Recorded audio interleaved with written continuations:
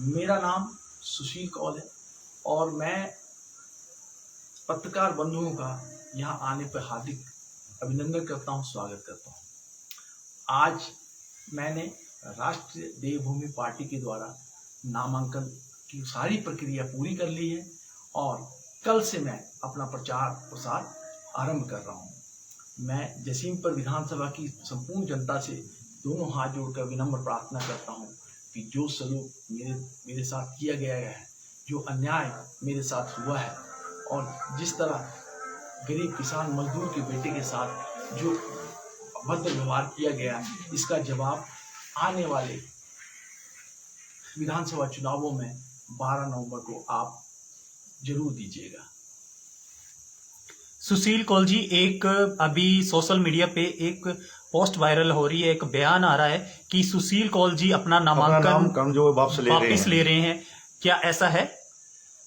मैं मीडिया के बंधुओं के माध्यम से संपूर्ण जसीमपुर की जनता को ये विश्वास दिलाना चाहता हूँ कि अब ये जो भारतीय जनता पार्टी है एवं कांग्रेस पार्टी है, ये इनकी जो राजनीतिक जमीन खिसकी हुई है और इन डर के माध्यम से, और ये डरे हुए हैं इसलिए ये विभिन्न प्रकार के हथकंडे अपना रहे हैं। ये जो मेरे बड़े भाई संजय राणा जी है, जिन्होंने ये वक्तव्य दिया है कि सुशील कौल जी नामांकन वापस ले रहे हैं, मैं उनसे दोनों हाथ जोड़कर विनम्र प्रार्थना करता हूं कि कृपया एक बार मुझसे आंख से आंख मिला के मुझसे बात तो करें कि क्या मेरे साथ जो अन्याय हुआ है आप इसको भली भांति जानते हैं। मुझे AICC से टिकट आवंटित हो चुकी थी और मेरी टिकट एक ऐसी पोटली खुली वहां पे लास्ट मोमेंट पे, और एक ऐसा ब्रीफकेस खुला, एक ऐसा संदूक खुला, उसके माध्यम से मेरी टिकट काट दी गई। तो पहले आप उसके बारे में तो मुझसे चर्चा कीजिए कि कौल जी वो आपके साथ गलत हुआ। और मैं आपसे दोनों हाथ जोड़कर प्रार्थना करता चाहता हूँ संजय भाई, आप किसी तरह के मेरे संदर्भ में किसी भी तरह का वक्तव्य ना दें। जो जसीमपुर की जनता मेरे साथ जुड़ी हुई है उनसे मैं दोनों हाथ जोड़कर प्रार्थना करना चाहता हूँ कि मैं तन मन धन के साथ आपके साथ जुड़ा हूँ और मैंने 5 साल निस्वार्थ भाव से तन मन से यथासंभव हो सके मैंने कोशिश की है जुड़ने की, सेवा करने की। और आप जो दूसरे संगठन हैं, दूसरे पार्टी हैं जो किसी भी तरह का वक्तव्य देती हैं, उस पर आप किसी भी तरह का ध्यान न दें। आप अपने बेटे के ऊपर, अपने भाई के ऊपर पूर्ण विश्वास रखें। हम मजबूती के साथ 2022 का चुनाव लड़ रहे हैं और आपके आशीर्वाद से आपका ये बेटा विधानसभा में जरूर बैठेगा और गरीब जनता के जितने भी मुद्दे हैं, जितने भी सवाल हैं, जितने भी उनकी परेशानियां हैं, उसके बारे में हम विधानसभा में प्रश्न उठाएंगे।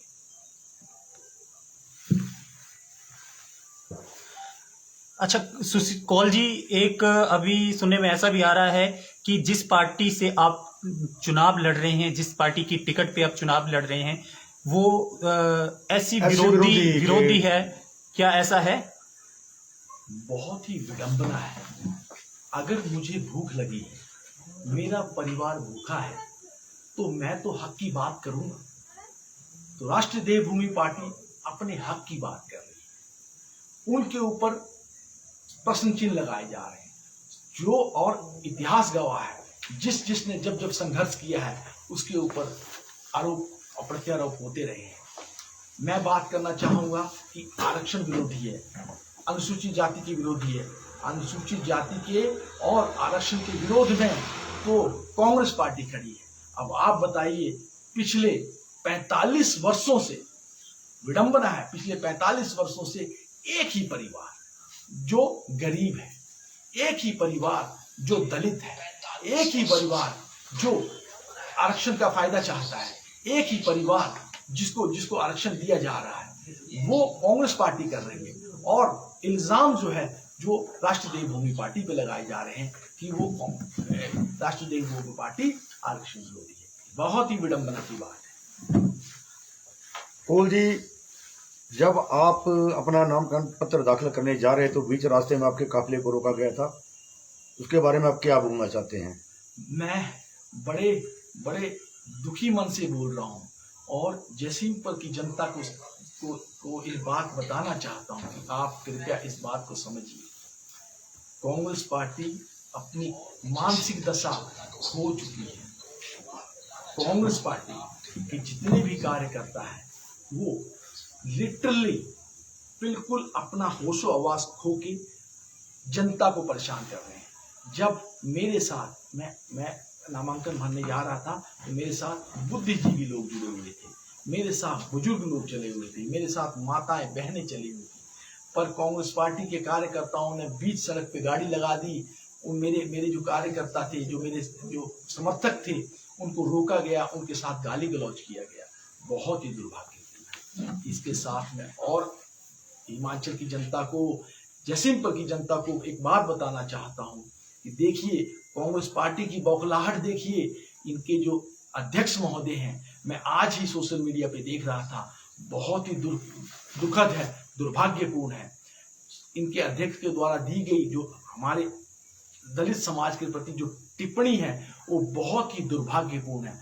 अगर उन्होंने इस तरह की टिप्पणी दी है तो मैं बड़ी मजबूती के साथ इस बात को कहना चाहता हूं कि उन्हें तत्काल प्रभाव से इस्तीफा दे देना चाहिए। जिस पार्टी का अध्यक्ष हमारे एससी समाज को टीका टिप्पणी करता है, जाति सूचक शब्दों के द्वारा निंदनीय निंदा करता है, उसकी हम घोर विरोध करते हैं। और मैं हिमाचल की जनता से, जैसिमपुर की जनता से दोनों हाथ जोड़कर विनम्र प्रार्थना करता हूं कि जो व्यक्ति इस तरह की जाति सूचक शब्दों का प्रयोग करता है, असंवैधानिक शब्दों का प्रयोग करता है, उनको एक भी वोट नहीं आना चाहिए। ये मेरी विनम्र अपील है आपसे, क्योंकि आज के सभ्य समाज में अगर इस तरह की प्रवृत्ति के लोग, अगर हम उनको बढ़ावा देंगे तो इसमें कोई दो राय नहीं और कोई समय नहीं बचा है कि ये इस हमारी देवभूमि को भी बिल्कुल बिहार, यूपी और चंबल की घाटी बनाने में जरा भी तनिक भी समय नहीं लगेगा। बहुत ही दुर्भाग्यपूर्ण है। और आज सोशल मीडिया पे मैं एक और चीज देख रहा था, एक कांग्रेस की कार्यकर्ता एक जनप्रतिनिधि के जो विशेष उनकी जो जाति है उसके प्रति एक और टीका टिप्पणी कर रहे थे। तो ये कांग्रेस पार्टी के जो कार्यकर्ता हैं, ये किस हद पर चले गए हैं। राजनीति होनी चाहिए, राजनीति स्वच्छ होनी चाहिए, राजनीति साफ सुथरी होनी चाहिए। ये लोकतंत्र है, लोकतंत्र में सबको अपना अधिकार है अपनी लड़ाई लड़ने का, पर इसका कतई मतलब नहीं है कि आप किसी के प्रति जाति सूचक शब्द यूज करें, किसी को किसी संज्ञा से करें। मैं इसकी घोर निंदा करता हूं और जैसिमपुर की जनता से, ना कि जैसिमपुर से बल्कि संपूर्ण हिमाचल प्रदेश की सभ्य समाज को, मेरी शिक्षित वर्ग को सबसे विनम्र अपील करता हूं कि प्लीज अगर कोई इस तरह के वक्तव्य यूज कर रहा है, इस तरह के जाति सूचक शब्द यूज कर रहा है, तो बिल्कुल किसी भी इस तरह की विचारधारा का पूर्ण रूप से खंडन होना चाहिए। इस तरह की विचारधारा का बहिष्कार होना चाहिए। मैं बड़ी मजबूती के साथ इस पक्ष को रखता हूं। कोल जी, अभी आप नामांकन भरने जा रहे थे जिस दिन, उस दिन बीच में आपके काफिले को रोका गया और उस पे क्या कहेंगे? भाई साहब ने इसके विषय में पहले भी थोड़ा बता चुका हूँ कि यही है, कांग्रेस की जो जितने भी कार्यकर्ता है उनका थोड़ा बौखलाहट है। उनकी राजनीति जमीन खिसकती देखकर उनके अंदर बौखलाहट है और इस तरह का वो ये कर रहे हैं। कोल जी, जो आज आपका जो नामांकन पत्र की जो कुछ वेरिफिकेशन थी वो आज हो गई है, तो अब अपना प्रचार कब से शुरू करेंगे, कैसे, क्या रणनीति क्या रहेगी आगे? धन्यवाद आपका इस प्रश्न को पूछने के लिए, ताकि ये जनता तक इस बात का मैसेज क्लियर चल जाए। आज स्क्रूटनिंग थी और स्क्रूटनिंग की सारी प्रक्रिया पूरी हो चुकी है और कल से हमारी जो राष्ट्रीय देवभूमि पार्टी के जितने भी जनप्रतिनिधि हैं, जितने भी हमारे संगठन के कार्यकर्ता हैं और मेरे साथ जुड़े हुए जितने भी बुद्धिजीवी लोग हैं, वो सभी अपने अपने ग्रुप्स में बना के हमने 5 जोन में काम कर रहे हैं और 5 जोन में जितने भी बूथ हैं, हम booth to booth, door to door जाके अपनी पार्टी का प्रचार प्रसार करेंगे और आने वाले समय में विधानसभा में हम अपना नेतृत्व प्रदान करेंगे।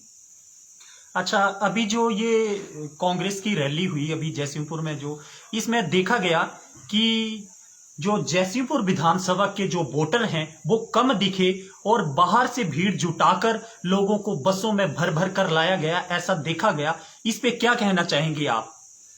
मैंने पहले भी कहा है कि कांग्रेस पार्टी जैसिमपुर में अपनी राजनीतिक जमीन खो चुकी है।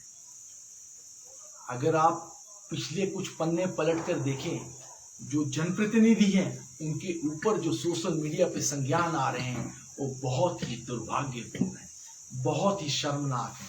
अगर किसी जनप्रतिनिधि को इस तरह की संज्ञा दी जा रही है तो ये दुर्भाग्यपूर्ण है, और ये जसीमपुर के लिए दुर्भाग्यपूर्ण है। और रही बात पब्लिक इकट्ठा करने की, तो मैं खुद देख रहा था, आधे से ज्यादा लोग मतलब मदिरा पान किए हुए थे, आधे से ज्यादा लोग नशे की हालत में धुत पाए गए। मुझे मेरे संज्ञान में तो ये भी आया है कि शिवनगर में जो हमारी विधानसभा का एक क्षेत्र है, वहाँ के एक लड़का है, उन्होंने बाइकों के द्वारा उनका एक्सीडेंट, जो मदिरा पान किया हुआ था, तो जो काफिले से वापस आए तो उनको पाँव में चोट भी लग गई है। तो बहुत ही दुर्भाग्यपूर्ण है। और ये कांग्रेस जो पार्टी जो है जसीमपुर में अपना पूरा जनाधार खो चुकी है, और ये इसकी दिशा और दशा पूर्ण रूप से विचलित हो चुकी है। नमस्कार। धन्यवाद।